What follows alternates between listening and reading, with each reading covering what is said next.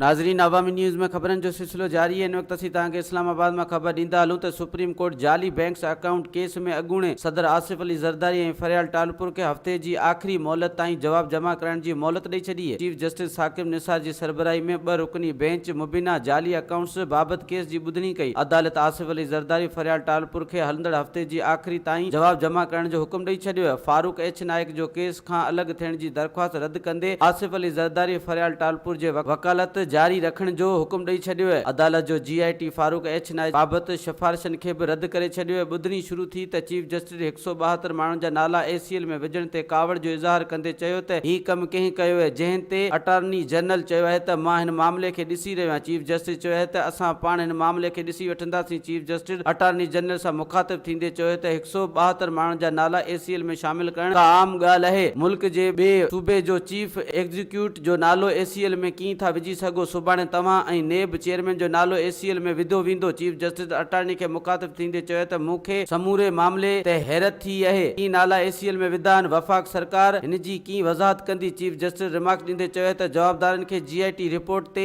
जवाब दाख़िल करण जो चयो है ऐं हुकूमत संदर नाला ACL में शामिल कया आहिनि। अदालत हुकुम ॾिनो आहे त लाॻापियल वज़ीर 15 मिंट में अदालत में पेश थींदा। जॾहिं त चीफ जस्टिस रिमार्क ॾींदे चयो है त ईअं ई नाला खणी ACL में विधा वेंदा आहिनि। लाॻापियल वज़ीरनि खे चयो त समरी बि पाण सां गॾु खणी अचनि। हिननि चयो त GIT रिपोर्ट जा नुक़्ता कीअं लीक थिया आहिनि, जंहिं ते जांच टीम जे सरबराह एहसान सिद्दीक़ चयो आहे त असांजी सेक्रेटरीट मां का बि शइ लीक न थी है। मीडिया ॿुधल सुधल ॻाल्हियुनि ते ख़बरूं हलायूं आहिनि। हिन मौक़े ते लतीफ़ खोसे ॿुधायो त आसिफ अली ज़रदारी फरियाल टालपुर फारूक एच नाइक जी हलणी हाणे पेश नथी थी सघे। संदसि नालो ACL में शामिल कयो वियो है। GIT फारूक एच नाइक खे जवाबदार बणाए सघे थो, जंहिं ते चीफ जस्टिस चयो त फारूक एच नाइक खे पेश खां केरु थो रोकी सघे? चीफ जस्टिस चयो त कानून खे अपग्रेड करण असेंबलियुनि जो कम है। वज़ीर रात जो TV ते वेही पंहिंजी कारगिरी ॿुधाइनि था। समूरा सियासतदान ॿुधी छॾनि था असां कानून ठाहे असेंबलियुनि में मोकिलिया। हिन चयो त अदालत जी GIT जी रिपोर्ट जी अञा मंज़ूरी न ॾिनी है। ही रिपोर्ट जी बुनियाद ते हुकूमत केराइण जी इजाज़त न ॾिनी वेंदी। समूरी काबीना ऐं वकील GIT रिपोर्ट ते तबसरा करे रहिया आहिनि। संदसि मामले सां कहिड़ो तालुक़ आहे? ॿुधणी दौरान सरदार लतीफ़ खोसे चयो है त जाली वीडियो वायरल करे TV ते हलाई वई है, जंहिं ते चीफ जस्टिस नोटिस वरिते चयो है त FIA पतो करे त ही कंहिं सां ग़लत टेप हलाई है। ॿुधणी दौरान